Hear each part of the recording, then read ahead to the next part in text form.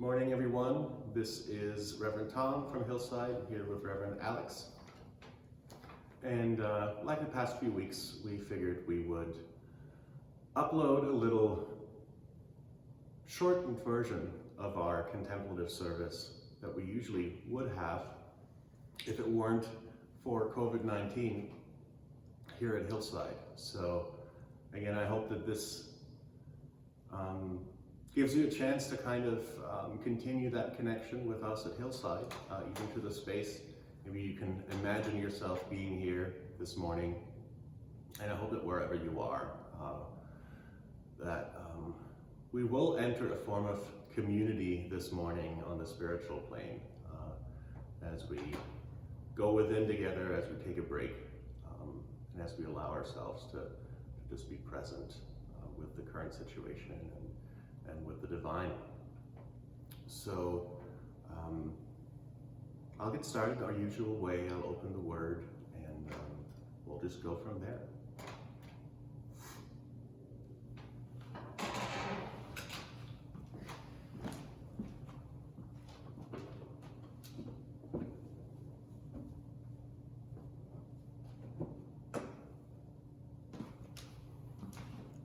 This is the day that the Lord has made. Let us rejoice and be glad in it.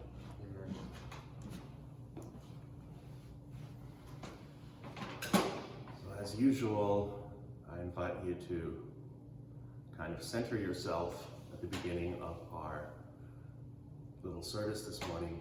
Just want to make yourself comfortable. Maybe close your eyes if you'd like, or maybe you want to focus your eyes on something sacred in the room, whether it's an open word or whatever speaks to you. Or just a plain object, whatever works for you. But let's see if we can center ourselves, really become aware of this place and time.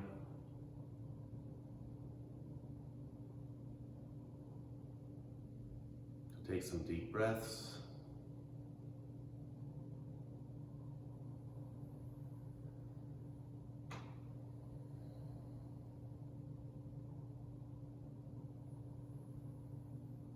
Let's see if we can allow ourselves to take a break.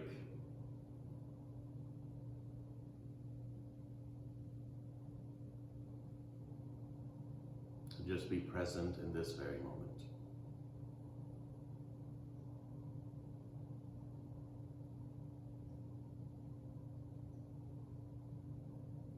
Meditate on the gravity that is pulling you and all of us towards the center of the earth.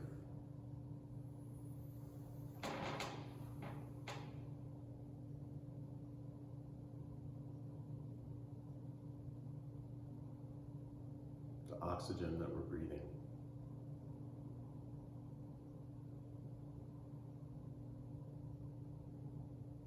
Our hearts that are beating.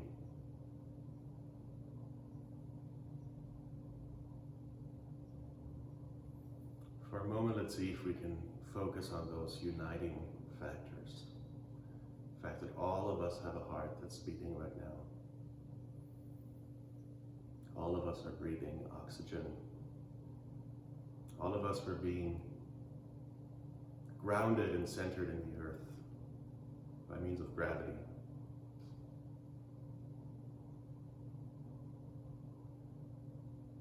Maybe visualize all of us rather than just focusing on your own body, your own perception.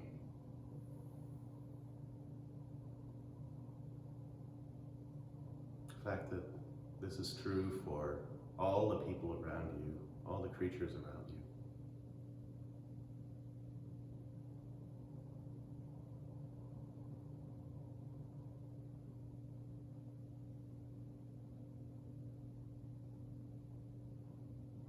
Maybe you can visualize all of us, as we usually are at Hillside, in a big circle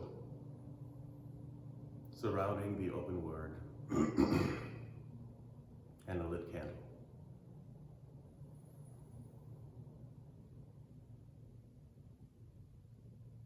And I believe that we can, in fact, realize that state right now. Doesn't matter where we are physically. see if we can enter into this space together of surrounding the open word, opening ourselves up to it, just sitting with that image.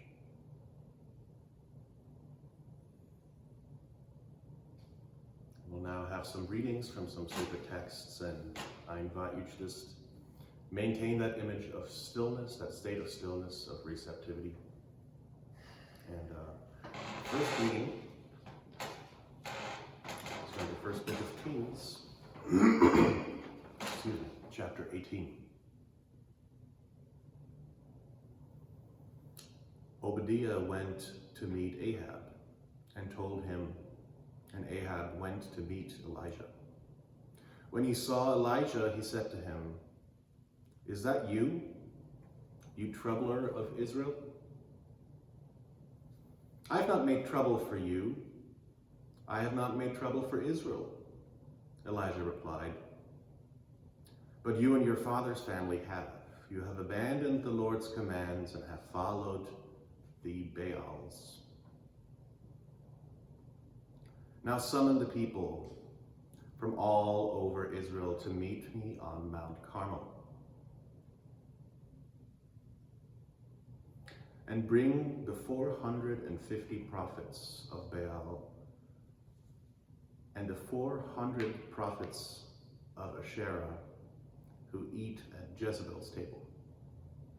So Ahab sent word throughout all Israel and assembled the prophets on Mount Carmel. Elijah went before the people and said, "How long will you waver between two options?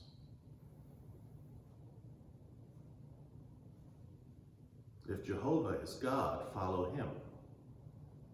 If Baal is God, follow him." The people said nothing. Then Elijah said to them, I am the only one of the Lord's prophets left. He has 450 prophets. Get 2 bulls for us. Let Baal's prophets choose for one themselves, and let them cut it into pieces and put it on the wood, but not set fire to it. I will prepare the other bull and put it on the wood, but not set fire to it. Then you call on the name of your God, and I will call on the name of the Lord, Yehovah. The God who answers by fire is God. Elijah said to the prophets of Baal, "Choose one of the bulls and prepare it first, since there are so many of you. Call on the name of your God, but do not light the fire." So they took the bull given to them and prepared it. They called on the name of Baal from morning till noon. "Answer us," they shouted, but there was no response. No one answered. And they danced around the altar they had made. At noon, Elijah began to taunt them. "Shout louder," he said. "Surely he's a god. Perhaps he is deep in thought or busy or traveling. Maybe he is sleeping and must be awakened." So they shouted louder and slashed themselves with swords and spears, as was their custom, until their blood flowed. Midday passed, and they continued on their frantic prophesying until the time for the evening sacrifice. But there was no response. No one answered. No one paid attention. Then Elijah said to all the people, "Come here to me." They came to him, and he repaired the altar of the Lord, which had been torn down. Elijah took 12 stones, one for each of the tribes descended from Jacob, to whom the word of the Lord had come, saying, "Your name shall be Israel." With the stones he built an altar in the name of the Lord, and he dug a trench around it, large enough to hold 2 seahs of a seed. He arranged the wood, cut the bull into pieces, and laid it on the wood. Then he said to them, "Fill 4 large jars with water and pour it on the offering and on the wood." "Do it again," he said, and they did it again. "Do it a 3rd time," he ordered, and they did it the 3rd time. The water ran around the altar and even filled the trench. At the time of the sacrifice, the prophet Elijah stepped forward and prayed, "Lord, the God of Abraham, Isaac, and Israel, let it be known today that you are God in Israel and that I am your servant, and have done all these things at your command. Answer me, Lord, answer me, so these people will know that you, Lord, are God, and that you are turning their hearts back again." Then the fire of the Lord fell and burned up the sacrifice, the wood, the stones, and the soil, and also licked up the water in the trench. When all the people saw this, they fell prostrate and cried, "The Lord, he is God. The Lord, he is God."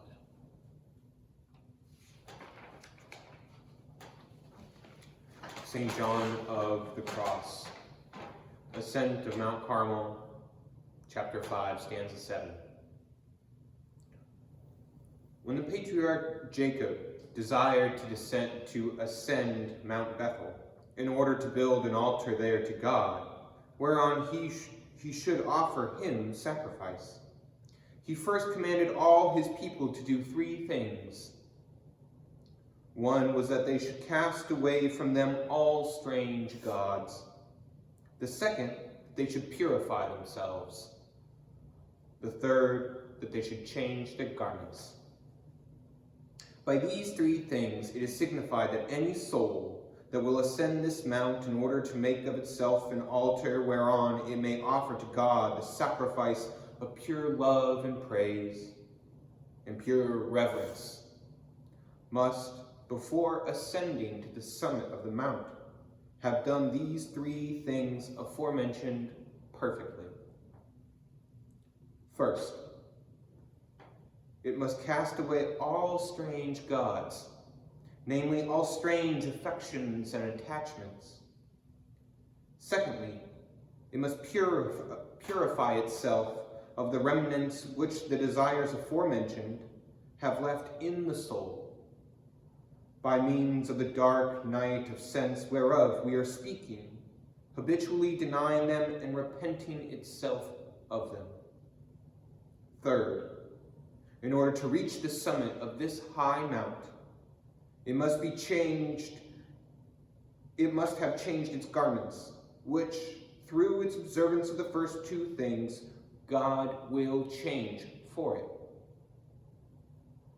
From old to new, by giving it a new understanding of God in God.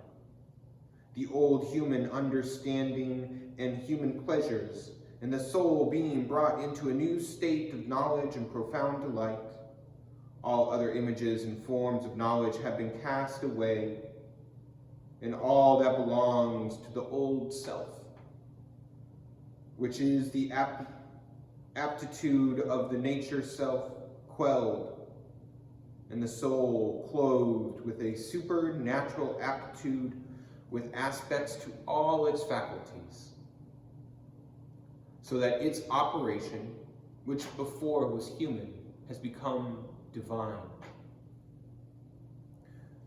which is that is attained in the state of union, wherein the soul becomes not else other than an altar, whereon God is adored in praise and love, and God alone is upon it.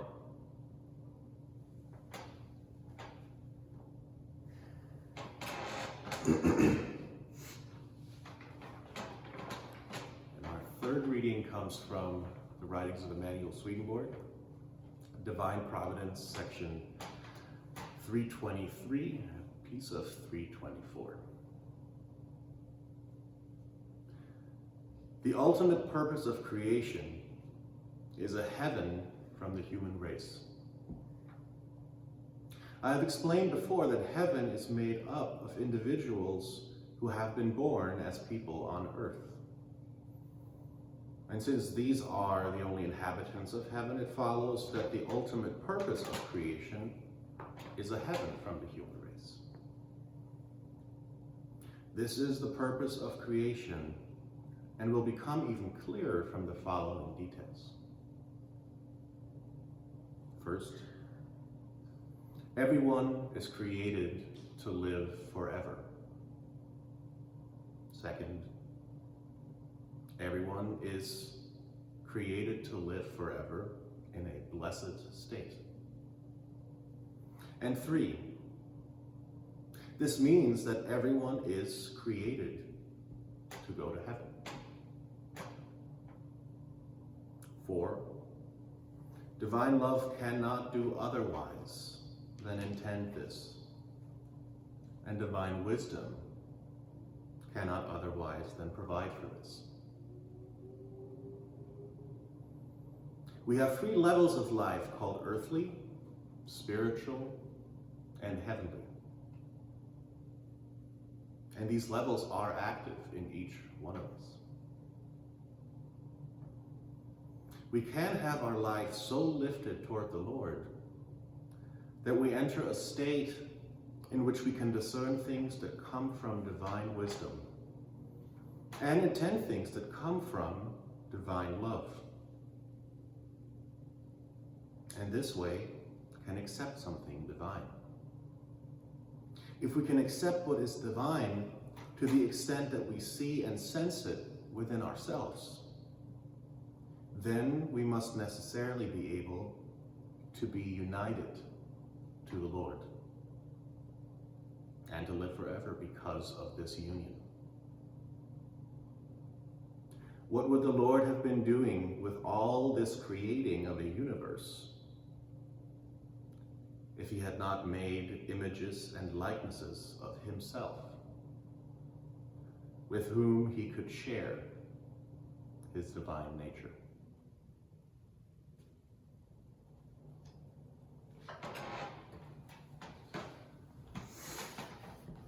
So I hope you were able to hear these readings well. I'll be posting some links as well, so you can look them up, and in case you want to dig some more into that. There's a lot of material here, and I just wanted to share a couple of thoughts that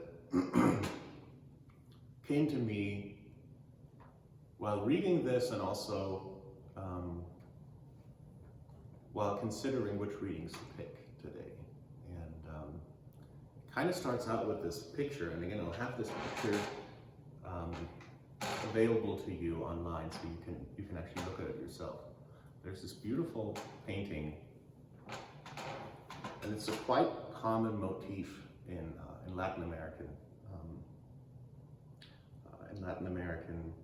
iconography, Marian iconography. It's Our Lady of Mount Carmel, saving souls from purgatory. And I got this picture a couple of years ago on a service trip to Tijuana, and it just really spoke to me. It really spoke to me for some reason, and I did some more research on the motif, and don't quote me on this, but I think it was the 13th century that this motif first sort of started appearing, and it wasn't Latin America, it was in Peru.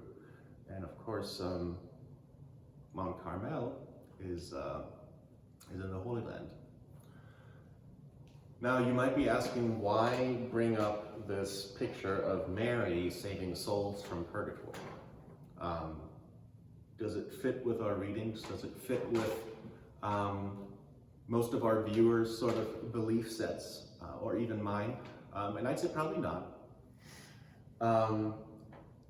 But I just kind of meditated on what's so powerful about this image, and I'm going to set it down so you can look at it yourself.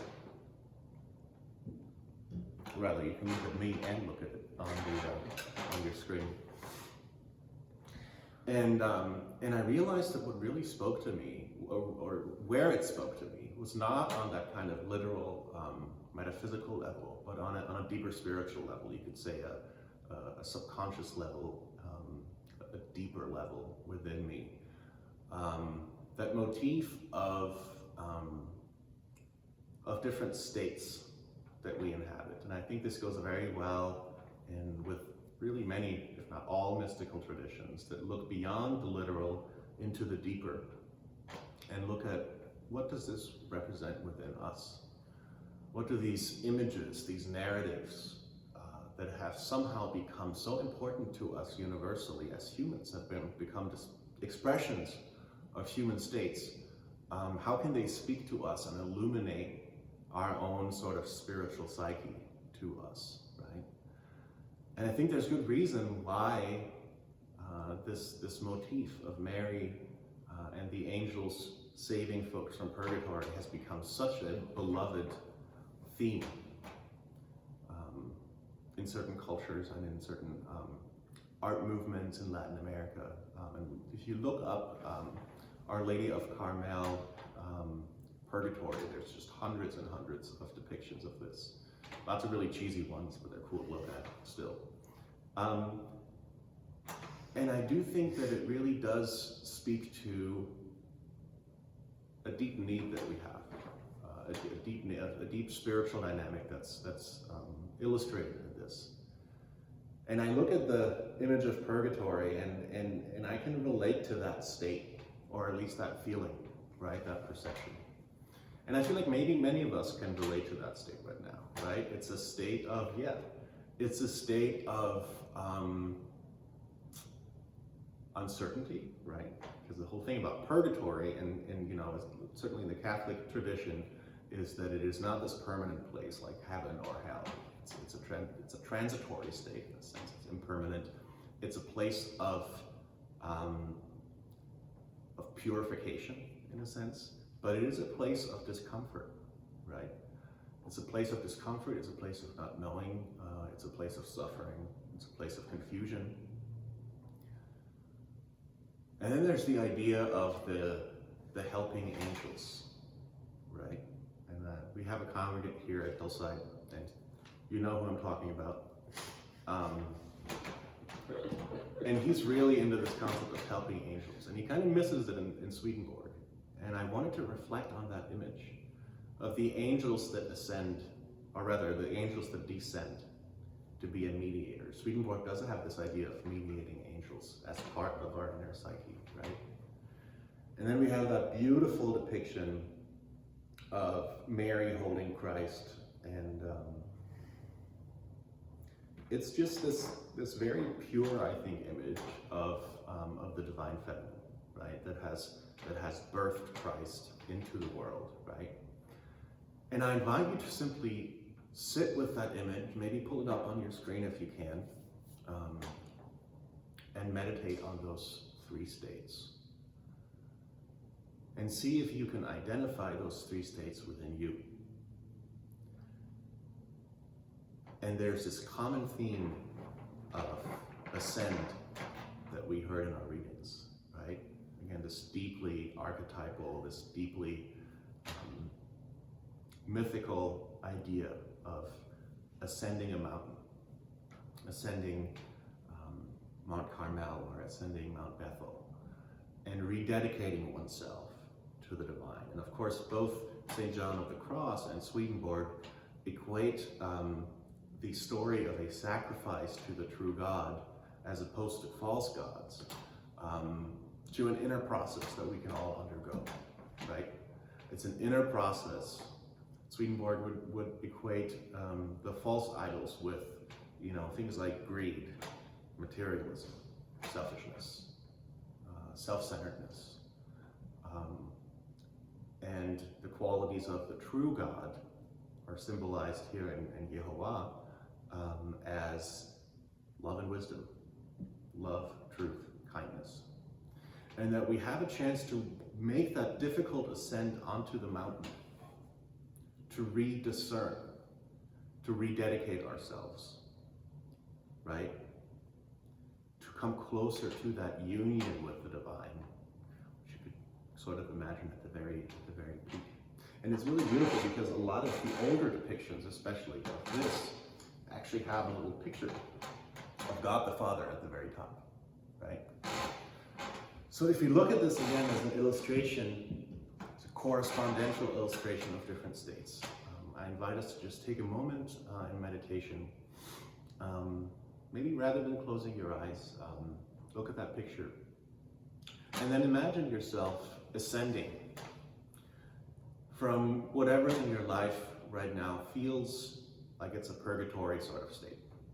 The stress, the uncertainty, the anxiety, the depression, the isolation, whatever it is you're going through. And then maybe meditate for a moment on the angels, that midway, that are reaching out. Who are the angels in your life, both externally, right, and internally in terms of your spirit? Who are the folks that lift you up? The energies, the states that lift you up. Are they worth pursuing? And then that state of Mary, that state of motherlyhood, and that state of purity that we tend to associate with her. That union with Christ, right? That birthing Christ into the world, which I would argue is the regenerative process, the spiritual growth process, becoming vessels for that Christ consciousness, whatever form it may take on. So I'm gonna have us just do about a minute of silent meditation. And again, I invite you to either visually or internally kind of focus on that image of Our Lady of Mount Carmel. And just maybe sink. We had Alex last week led us in that beautiful meditation of being engrossed with the bee of our mind in the lotus feet of our Divine Mother. Let's see if we can enter that state again and meditate on that beautiful image that we've been looking at. I'll give that about a minute.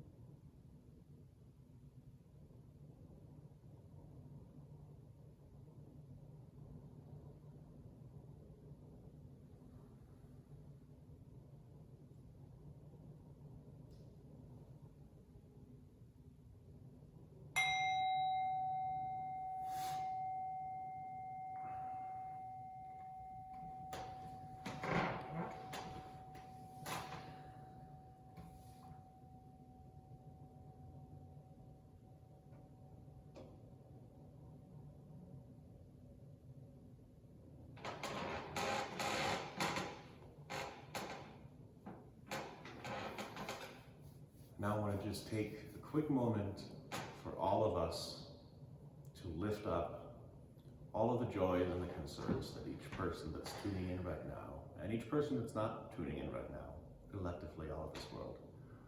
Let's just lift them up. Let's lift up whatever's in our hearts and our minds.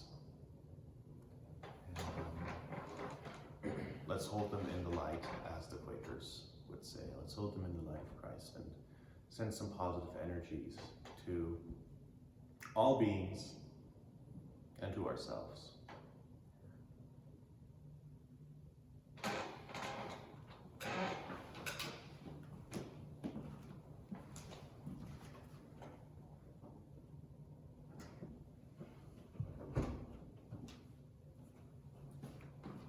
Now may the Lord bless all creation and inspire us to be vessels for that blessing. Amen. Amen.